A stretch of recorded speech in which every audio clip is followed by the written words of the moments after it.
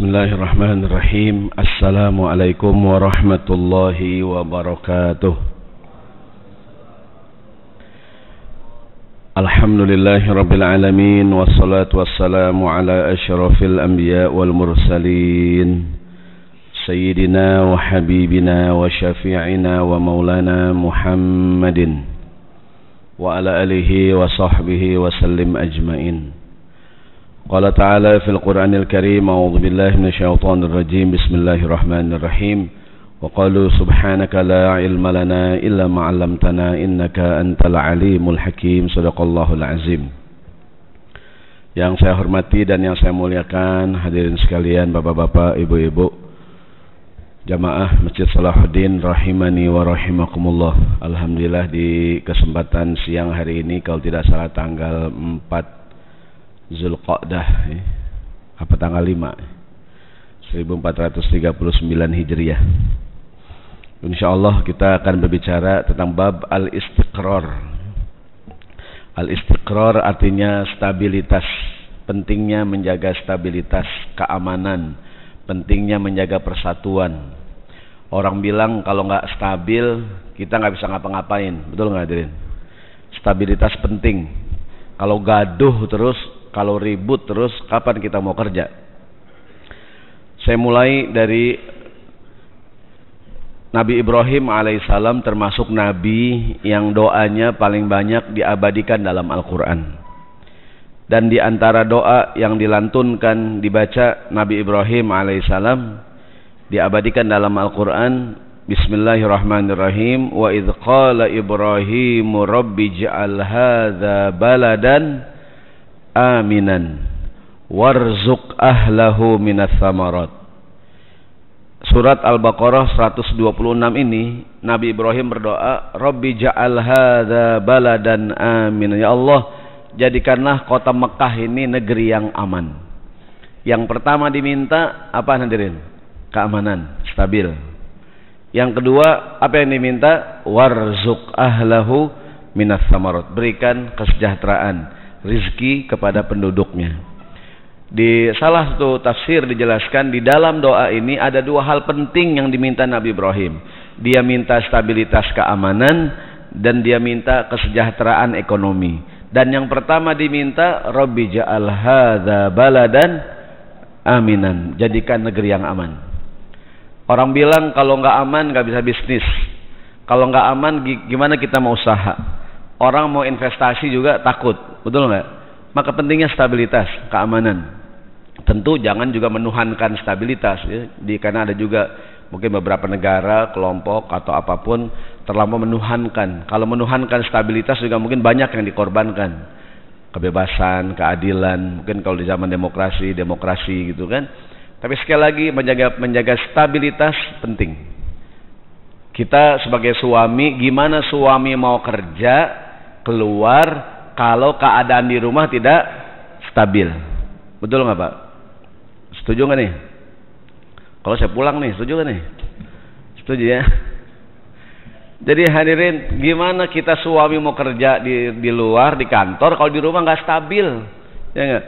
Pusing, waduh, saya nggak enak di rumah nih. Maka di dalam Al-Quran, apa sih tujuan atau tugas daripada istri? Wa min ayatihi an khalaqalakum min anfusikum azwajan litaskunu ilaiha. Itu kalimat litaskunu ilaiha, agar kamu para suami mendapatkan ketenangan di mana? Ilaiha. Itu domirha. Itu domirnya kemana tuh? Kepada azzaujah, perempuan. Perempuan, istri menjadi sumber ketenangan, sakinah, stabilitas bagi suaminya. Jadi suaminya di mana-mana pusing gitu kan, pas pulang ke rumah tenang. Betul nggak hadirin? Pas pulang ke rumah istri menyambut, suamiku, apa kabar? Mau minum apa? Teh apa cucu? Nah, gitu. Jadi suaminya tenang gitu. Jangan pulang kerja, pulang usaha diomelin sama bininya, pusing, stres. Nah, jadi kita kembali, pentingnya stabilitas. Bahkan dalam sebuah hadis berkata Nabi kita Muhammad sallallahu alaihi wasallam tentang nikmat ini, nikmat stabilitas. Apa kata Nabi? An Ubaidillah ibni Mihsan al-Ansari radhiyallahu anhu qala, berkata qala Rasulullah sallallahu alaihi wasallam. Apa kata Nabi? man asbaha minkum aminan fi sirbihi mu'afan fi jasadihi indahu qutu yaumihi faka'annama hizat lahu dunya bihadafiriha.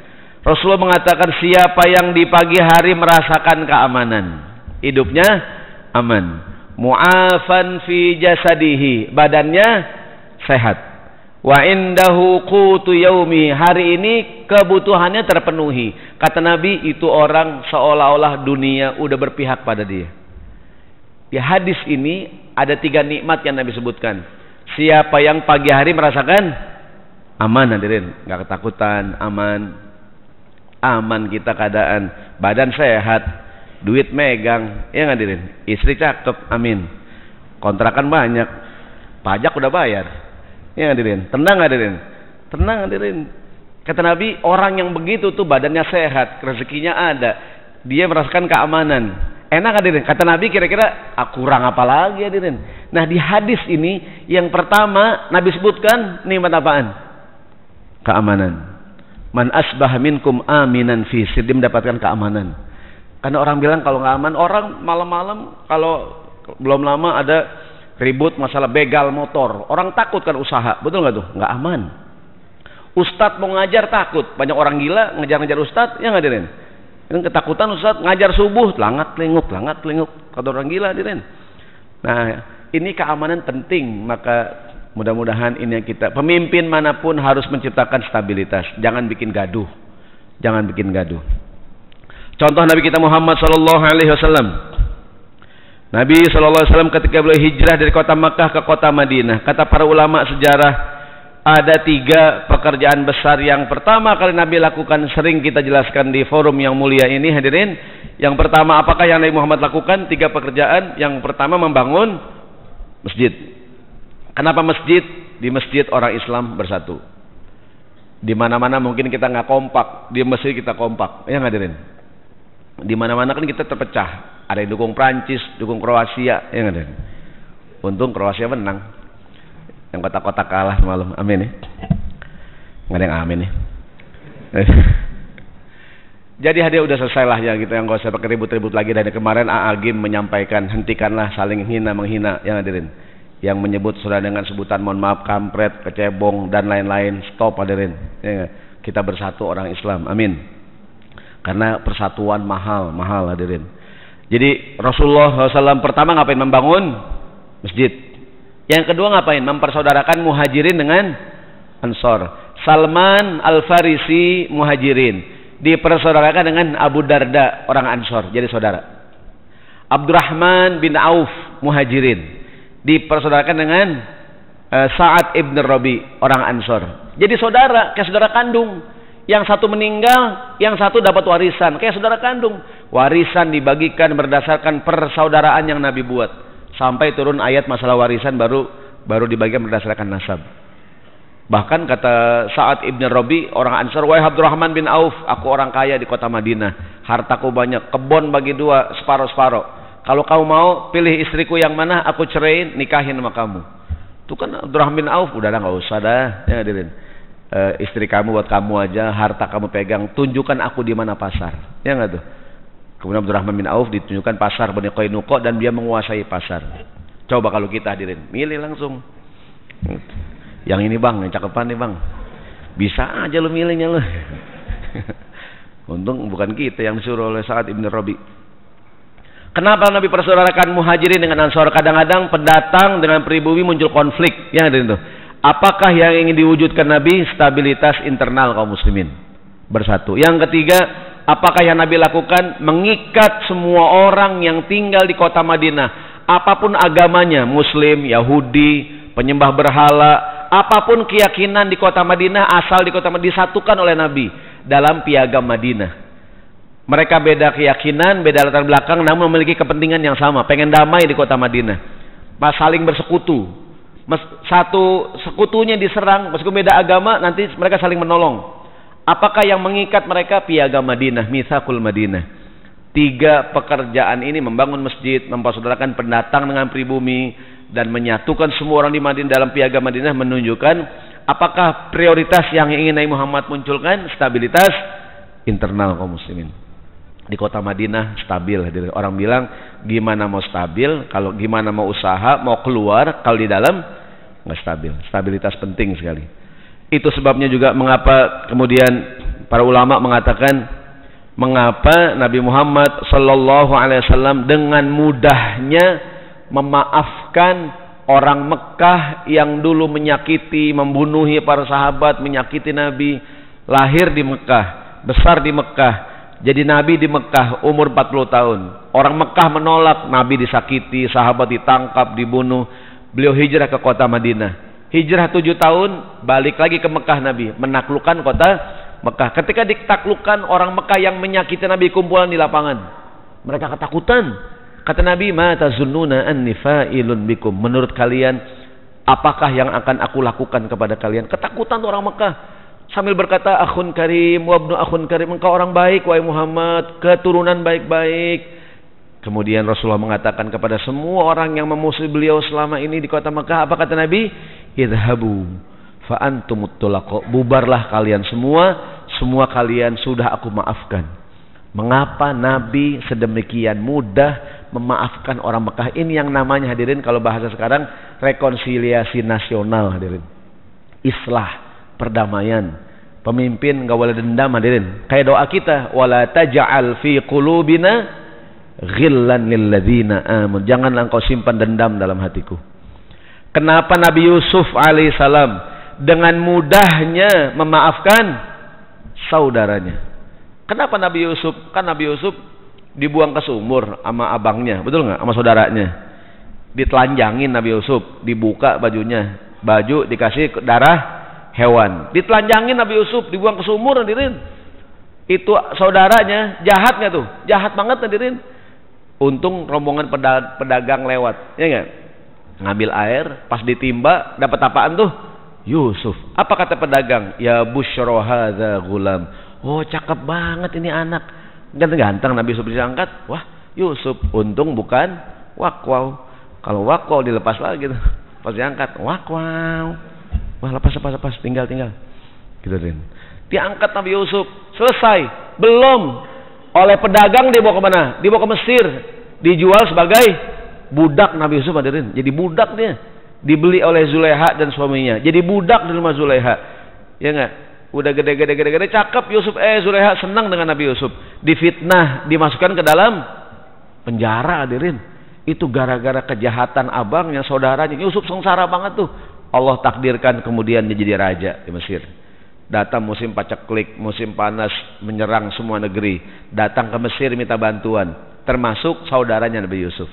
Begitu bertemu, hadirin, minta bantuan, kan Yusuf bongkar siapa dirinya. Qala innani ana Yusuf. Akulah Yusuf, adik kalian. Saudaranya kaget nggak tuh? Kaget, hadirin. Mungkin kalau zaman sekarang, apa? Kalau zaman sekarang sinetron, kaget. Apa kata Nabi Yusuf? Itu kan ketakutan tuh abangnya, hadirin. Apakah yang diucapkan Nabi Yusuf? Apakah dia berkata, wahai abang, yang engkau lakukan kepadaku sungguh jahat? Oh enggak, hadirin. Dia nggak bilang begitu, hadirin. Dia mengatakan, la tasriba alaikumul yauma, sudah tidak rasa dendam dalam hatiku. Yaghfirallahu lakum, semoga Tuhan juga mengampuni kalian. Mengapa dengan demikian gampang Nabi Yusuf memaafkan saudaranya? Ini yang namanya rekonsiliasi, hadirin. Wala taj'al fi qulubina ghillan lil ladzina amanu. Mudah-mudahan ini kita penting menjaga persatuan, hadirin, stabilitas. Satu cerita lagi, hadirin. Di dalam kitab hadis Riyadhus Shalihin ada hadis yang menceritakan bahwa Raja Najasyi, raja di Habasyah, Ethiopia, masuk Islam. Betul nggak? Sahabat di Mekah diintimidasi oleh Nabi, diizinkan hijrah ke Habasyah. Betul nggak tuh? Setelah sekian lama Nabi hijrah ke Madinah, Nabi mendengar kalau Najasyi meninggal. Nabi keluar rumah, dalam kitab Riyadhus Shalihin riwayatnya, riwayat Abu Hurairah, Nabi keluar rumah mengajak para sahabat ngapain? Salat gaib, menyolatkan Najasyi. Ada dua riwayat, ada dua pendapat. Mengapa Nabi menyolatkan Najasyi? Pendapat yang pertama, ta'ziman li sya'nihi, pengagungan, penghormatan terhadap Najasyi. Ini pendapat diambil oleh mungkin kelompok Syafi'iyah yang mengakui adanya sholat gaib, gitu. Nah, kemudian pendapat yang kedua, mengapa Nabi menyolatkan Najasyi? Nabi khawatir di Ethiopia tidak ada yang menyolatkan. Kenapa? Karena Najasyi menyembunyikan keislaman. Gitu, maka Nabi menyolatkan lebih karena apaan? Khawatir tidak ada yang menyolatkan. Kenapa beliau menyembunyikan keislaman? Bahkan kaum orientalis mayoritas meragukan keislaman Najasyi. Saya punya buku tipis mengenai pembahasan mengenai hal ini. Katanya tuh mereka mengatakan kalau rajanya Islam, pasti rakyatnya Islam. Kalau Najasyi raja Habasyah itu Islam, kenapa tidak ada peninggalan Islam di Ethiopia sampai sekarang? Bahkan hari ini Ethiopia mayoritas beragama Nasrani. Nah, di dalam kitab Manhaj Haroki, Syekh Munir Muhammad Al-Ghadban menceritakan Najasyi menyembunyikan keislaman. Mengapa menyembunyikan keislaman, hadirin? Dia ingin menjaga stabilitas negaranya. Dalam kitab tersebut diceritakan rakyatnya berbondong-bondong ke istana. Najasyi nulis kalimat La ilaha illallah Muhammad Rasulullah, dikantongin di baju, dikantongin di baju. Ketika rakyat mengatakan, wahai raja, apakah engkau sudah mengikuti agama Muhammad? Ini saya baca, silakan dirujuk di kitab Manhaj Haroki Syekh Munir Muhammad Al-Ghadban. Dia katakan, keyakinanku seperti yang ada di sini, tidak berubah. Maksudnya di kantongnya, hadirin. Gitu tuh. Ini dalam ilmu akidah namanya tauriyah. Bohong tapi kayak nggak bohong, hadirin. Kayak Nabi Ibrahim alaihissalam, kan patung dihancurin tuh semua. Kampak ditaruh mana, hadirin? Patung yang paling gede. Ya Ibrahim, apakah engkau yang melakukan ini semua? Apa kata Ibrahim? Innama fa'alahu kabiruhum hadza. Yang ngancurin yang paling gede di sini. Dilihat, wah ini patung yang paling gede, hadirin. Ini Ibrahim. Gimana mungkin dia ngancurin? Padahal maksud Nabi Ibrahim yang paling besar siapa, hadirin? Dia, Nabi Ibrahim. Al-mu'min kabirun bi imanihi. Orang yang beriman besar dengan imannya, hadirin. Gitu tuh. Maksudnya ya saya gitu yang paling gede di sini. Gitu kan? Kayak begini dah. Orang mau dibunuh. Ngumpet di belakang sini nih, ngumpet. Pak Ustadz, lihat orang apa Ustadz? Yang ini ngejar bawa golok. Saya mau bunuh Pak Ustadz. Kalau saya bilang, saya nggak ngelihat Pak. Bohong nggak saya, hadirin? Bohong, orang saya ngelihat, hadirin. Gimana caranya? Saya jalan 2 langkah ke sini. Tek. Selama di sini Pak, saya nggak ngelihat Pak. Kalau di sini lihat, kalau di sini, di sini ngelihat saya. Ya, kalau di sini nggak ngelihat. Bohong nggak, hadirin? Hah? Saya diri nih, Pak Ustadz, nggak? Kalau saya bilang, saya nggak ngelihat Pak, bohong nggak saya? Oh, saya ngelihat, hadirin. Saya jalan 2 langkah dah, sini geser dikit, set. Selama di sini Pak, saya nggak ngelihat Pak. Kalau di sini ngelihat, kalau di sini kagak. Itu namanya tauriyah. Kata jamaah, benar juga Ustadz. Saya bukan kajian jelek, hadirin ya. Nah, ini namanya tauriyah. Kenapa Najasyi menyembunyikan keislaman? Itu dalam kitab Manhaj Haroki, dia ingin menjaga hifazon ala istiqraril bilad. Dia tidak ingin menimbulkan kegaduhan, hadirin. Kegaduhan. Itu sebabnya tadi kenapa Nabi menyolatkan Najasyi? 2 pendapat. Pertama sebagai penghormatan, yang kedua lebih kepada beliau khawatir di sana tidak ada yang menyolatkan, gitu. Tapi ala kulli hal, ini contoh-contoh betapa pentingnya stabilitas. Sekarang gimana cara agar nikmat ini kita dapatkan? Yang pertama, agar Allah berikan nikmat keamanan, stabilitas. Alladzina amanu walam yalbisu imanahum bizulmin ulaika lahumul amnu wahum muhtadun. Al-An'am ayat 82. Orang yang beriman dan tidak mencampur adukan iman mereka dengan kezoliman, perbuatan syirik, ulaika lahumul amnu. Merekalah yang akan mendapatkan keamanan. Jadi syarat pertama untuk mendapatkan stabilitas, ngapain, hadirin? Beribadah. Falyabudu rabb hadzal bait allazi at'amahum min ju'in wa amanahum min khauf. Sembahlah Allah pemilik Ka'bah ini yang telah mengenyangkan kamu, dulunya kamu kelaparan, dan memberikan keamanan, dulunya kamu ketakutan. 2 nikmat selalu gandeng nih. Nikmat al-amnu dan nikmat kesejahteraan. Nanti manakala tidak mau beribadah, tidak beriman, tidak bertakwa, kufur nikmat, 2 nikmat ini hilang. Allah berfirman, bismillahirrahmanirrahim, wa daraballahu mathalan qaryatan kanat aminatan mutmainnah. Surat An-Nahl 112. Allah berikan perumpamaan satu negeri, dulunya aminatan Mutmainah dulunya aman, tenang, stabil, sejahtera. Ya'tiha rizquha min kulli makanin. Rezeki datang dari segala macam penjuru, akan tetapi fakafarat bi'an umillah. Penduduk negeri itu ngapain? Kufur nikmat. Apakah musibah yang Allah berikan? Fa'adzaqahallahu libasal ju' wal khauf. Allah timpakan dua musibah, kelaparan dan ketakutan. Padahal dulunya at'amahum min ju'in wa amanahum min khauf. Kalau ibadah, kalau tidak beribadah, fakafarat bi'an umillah. Apakah yang Allah timpakan? Fa'adzaqahallahu libasal ju' wal khauf. Yang pertama ibadah. Cara yang kedua hadirin, agar munculnya stabilitas, taat pada pimpinan yang sah. Taat pada pimpinan yang sah hadirin. Contoh sholat berjamaah, mohon maaf. Sholat berjamaah, sholat zuhur tadi, atau ntar dah sholat asar. Rakaat ketiga harusnya ngapain? Diri, betul nggak hadirin? Imamnya lupa tahiyat hadirin. Kita akan bilangin imam, subhanallah, subhanallah, kurang atu imam, subhanallah. Imam kagak denger hadirin. Bukan imam kita sih dengar ya. Imamnya gondrong hadirin, ketutupan kupingnya. Ya, pakai sorban kalau gitu ya, ketutupan. Subhanallah, subhanallah, enggak dengar hadirin. Imam tahiyat. Sebagai makmum, apakah yang kita lakukan? Kita tahiyat bersama imam. Kan salah Pak Ustadz. Iya, kan udah kita bilangin hadirin. Udah dibilangin, tahiyat bersama imam, ntar imam, assalamualaikum, assalamualaikum, bilangin, Pak Imam, tadi kurang satu. Imam jangan ngotot hadirin. Imam jangan suuzon. Wah ini kayaknya makar nih. Ya, kayaknya mau ada konspirasi. Bukan, imam ini bukan makar. Kita bilangin, kan imam sekarang baper-baper hadirin, ya enggak? Kita kritik dikit sangkain makar, ya enggak tuh? Ini bukannya makar, imam kurang satu. Yang bilangin banyak banget hadirin, ya enggak? Nah imam ngapain? Nambah satu hadirin. Kita nambah bersama imam. Ntar sebelum salam imam ngapain? Sujud sahwi. Dan kita melakukannya bersama imam. Begitulah mekanisme hadirin, menjaga stabilitas.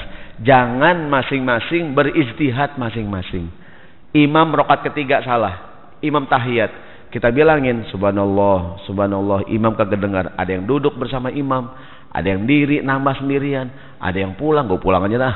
Ini kacau begini semua yang berantakan hadirin, hilanglah stabilitas. Ya enggak? Harus taat pada pimpinan yang sah hadirin. Saya tidak suka pada imam, boleh nggak? Boleh hadirin, bebas. Tapi taat hukumnya wajib. Sini nih, siapa sih imam nih? Suaranya kagak enak banget, cempreng banget, kagak demen gua nih. Boleh nggak suka sama imam? Boleh hadirin. Tapi taat hukumnya wajib. Saya nggak demen sama imam. Saya nggak demen imam. Imam takbir, gua ntar aja dah. Gua kagak demen sama dia. Kagak bisa hadirin. Ya enggak? Imam ruku, gua duluan aja dah. Nggak bisa hadirin. Kalau berjamaah harus ngikutin imam. Kalau belum salam jangan diganti hadirin, nggak boleh. Ntar 2019 baru salam. Belum salam hadirin, ya enggak? Taat pada pimpinan yang sah hadirin. Suka nggak suka, boleh nggak suka? Boleh. Taat hukumnya wajib hadirin. Taat hukumnya wajib. Kita kan kalau nggak suka artinya nggak taat hadirin. Saya nggak milih dia, sama. Saya nggak milih dia, tapi karena dia yang menang, dihormatin hadirin. Dalam sebuah hadis apa kata Nabi SAW? Kata Nabi, alal mar'il muslimi as-sam'u wa ta'ah. Seorang muslim harus mendengar dan taat pada pimpinannya. Fima ahabba wa kariha. Dia suka enggak suka, taat pada pimpinannya. Illa ayyumara bi maksiatin, kecuali perintahnya maksiat. Fala sam'a wala ta'ata, enggak boleh didengar, jangan ditaati kalau perintahnya maksiat. Yang dilihat kontennya, bukan orangnya hadirin. Kalau kontennya benar, ikutin. Ya enggak? Kalau kontennya enggak benar, maksiat, jangan ditaati.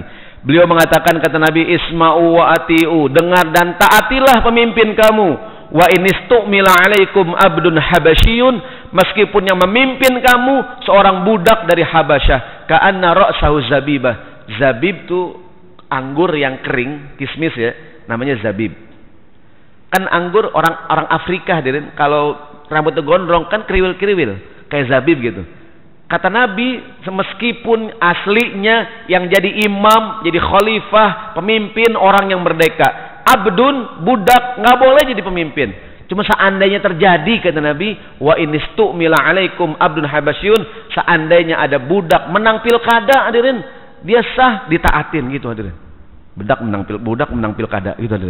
Ya, abdun habasyun wajib ditaati. Sampai kata Nabi, alaikas sam'u wat ta'ah, dengar dan taatilah pemimpin kamu. Fi usrika wa yusrika wa mansyatika wa makrahika wa atharatin alaika. Dengar dan taatilah pemimpin kamu.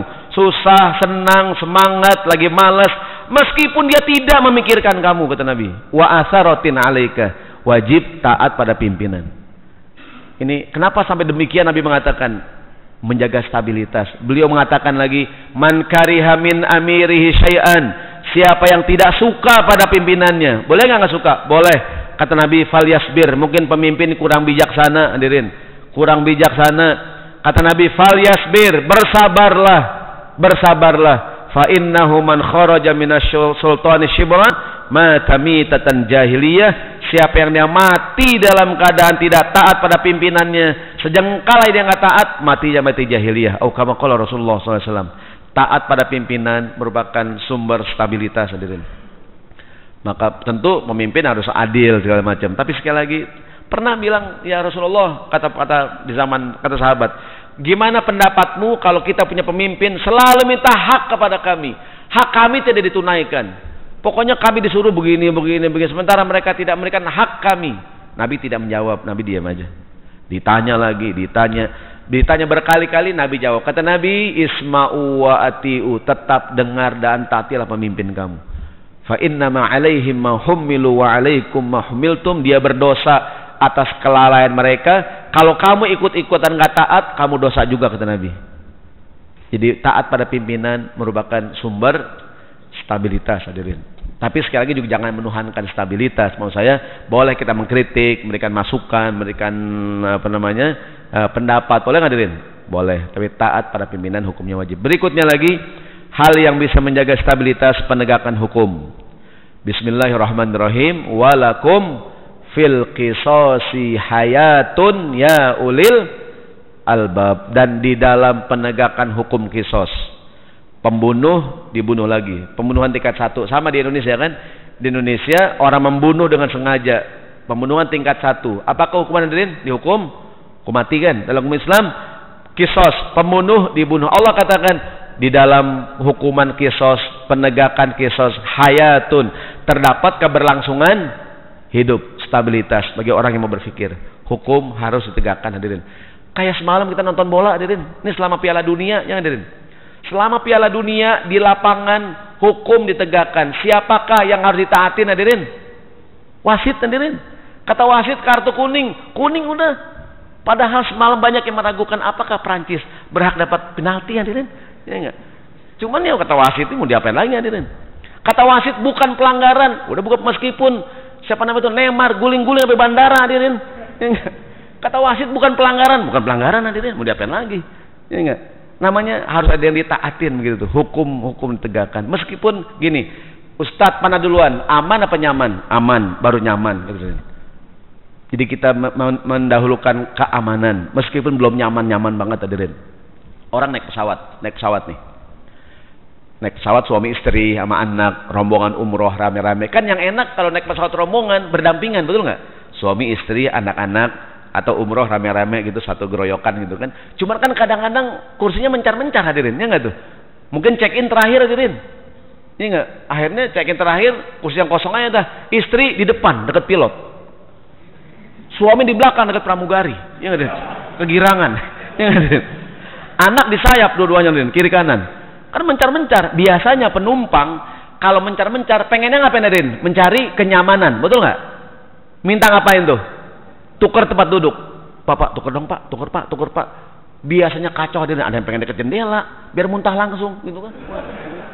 Ada yang pengen di depan, biar sampai duluan. Macam-macam tuh. Oh, biasanya crowded, hadirin tuh.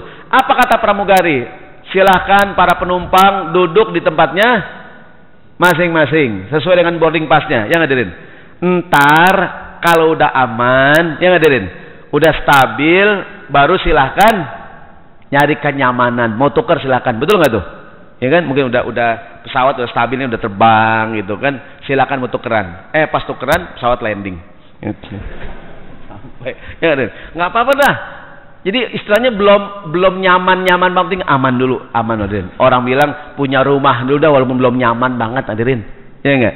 Ntar pelan-pelan kita bikin jadi nyaman hadirin. Rabbi ja'al hadza baladan aminan warzuq ahlahu minas samarat. Orang bilang kalau nggak stabil mudah-mudahan kita baru selesai pilkada di Indonesia di beragam ibu kota provinsi segala macam hadirin. Juga mungkinnya mudah-mudahan tidak ada konflik segala macam, persatuan mahal hadirin. Jadi orang beda pendapat silahkan, tapi sekali lagi mari sama-sama kita lebih bijaksana menggunakan handphone kita. Ya, dan sekarang banyak grup-grup WhatsApp yang kira-kira hoax gitu kan, atau mungkin tulisan yang sifatnya provokatif. Mudah-mudahan kita lebih bijaksana hadirin. Saya mohon maaf kalau setuju persatuan mahal hadirin. Tentu sekali lagi juga jangan menuhankan. Saya kebetulan kemarin Idul Adha Idul Fitri 7 hari sebelum Lebaran saya kebetulan tugas di KBRI di Abu Dhabi, Uni Emirat Arab. Menurut pendapat saya, negara mungkin ada yang pernah tinggal di sana, Uni Emirat Arab negara yang sangat menuhankan stabilitas. Dia negara 7 juta penduduknya, 2 jutanya orang Arab asli, orang Emirat, 5 jutanya orang asing. India, Pakistan, Indonesia, segala macam itu warga negaraan, multi etnis, multi warga negaraan. Karena saya datang sebagai guru ngaji, maka saya banyaklah mendapatkan informasi, pengalaman tentang keadaan kondisi beragama. Yang contoh begini, ya saya baru tahu ternyata di Uni Emirat Arab tidak ada azan. Jadi begitu masuk waktu sholat tidak ada yang azan, cuma istilahnya azan di pusat Kementerian Wakaf, semua masjid tinggal ngerilai doangan, pencet azan otomatis. Jadi nggak ada tuh imam azan, nggak ada azan. Azan orang cuma rekaman. Begitu masuk waktu semuanya azan serentak. Jadi yang azan bukannya orang tapi rekaman. Yang kedua, kan semua masjid di bawah Kementerian Wakaf. Tiap 20 masjid ada koordinatornya gitu. Khotbah Jumat dimanapun kita sholat teksnya sama. Jadi 2 hari sebelum Jumatan semua khotib mendapatkan itu naskah khotbah Jumat. Semua dimanapun kita sholat isinya sama. Yang membedakan cuma suara khotibnya doangan. Kan kalau kita bisa ganti-ganti, kita kan kita bisa milih yang hadirin. Jangan di situ lama, di Salahuddin, di sono aja, cepet. Salahuddin lama gitu. Ini di BKPM cepet. Ya. Saya pernah di hal di BKPM khotib. Pak, banyak orang pajak, Pak. Orang pajak yang kesini cepet, kalau sini gitu. Salahuddin lama gitu. Mohon kepada khotib jangan lama-lama. Dimanapun kita sholat teksnya sama. Tapi gini, mungkin kebijakan itu menjaga stabilitas. Dia negara di wilayah konflik, dekat dari Syria, Yaman, Palestina, segala macam lah, Qatar. Yang kedua, khotib jadi imam ditunjuk oleh pemerintah, dibayar. 2017 ada 15 orang imam dari Indonesia. Yang 13 betah, yang 2 orang pulang nggak betah. 2018 dikirim 15 imam baru dari Indonesia, digaji oleh pemerintah Emirat. Segala macam. Tugasnya cuman dia qomat dan mimpin sholat. Nggak boleh doa bersama. Tapi mimpin sholat. Sholatnya nggak boleh panjang-panjang. Azan nggak boleh panjang-panjang. Panjang nggak boleh. Banyak Allahu Akbar. Nah, sholatnya paling banyak 2 ayat 3 ayat gitu. Nggak boleh terlalu lama sholat. Tadi tuh khotbah Jumatnya semua teksnya sama. Dia hanya membacakan. Seminggu 2 kali ba'da asar ada kitab yang dibaca. Jadi ada kitab dari pemerintah.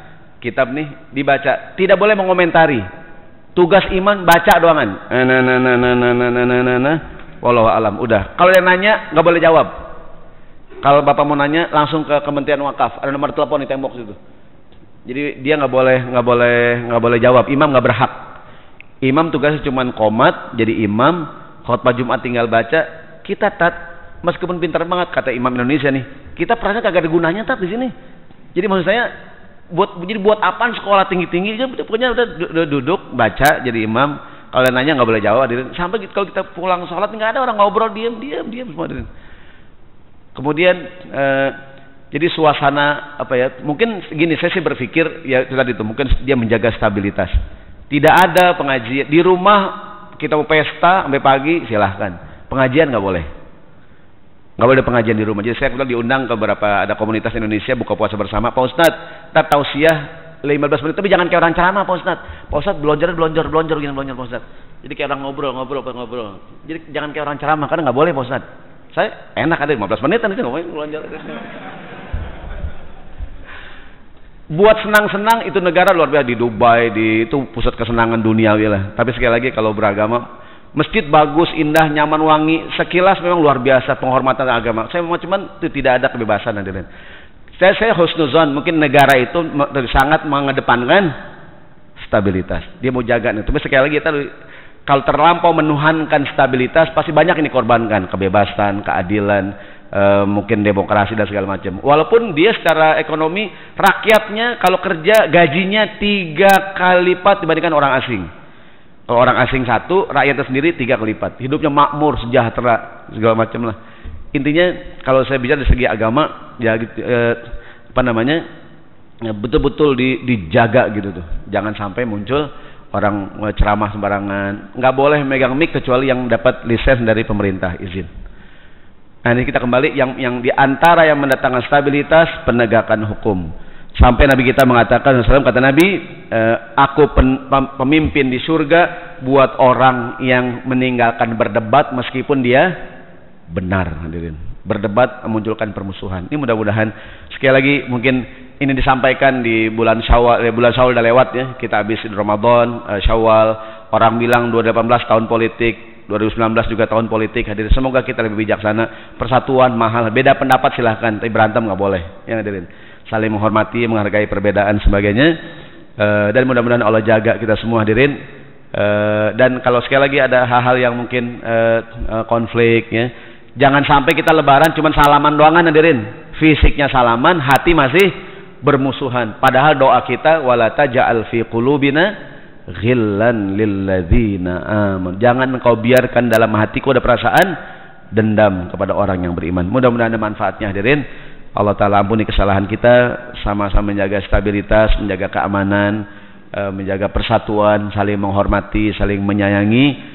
Mudah-mudahan Allah berikan yang terbaik buat kita semua, pemimpin yang baik, yang taat kepada Allah Subhanahu wa taala, membawa kemenangan bagi agama Islam kita. Sekian, mohon maaf. Subhanakallahumma wa bihamdika asyhadu an la ilaha illa anta nastaghfiruka wa natubu ilaik. Mohon maaf hadirin. Assalamualaikum warahmatullahi wabarakatuh.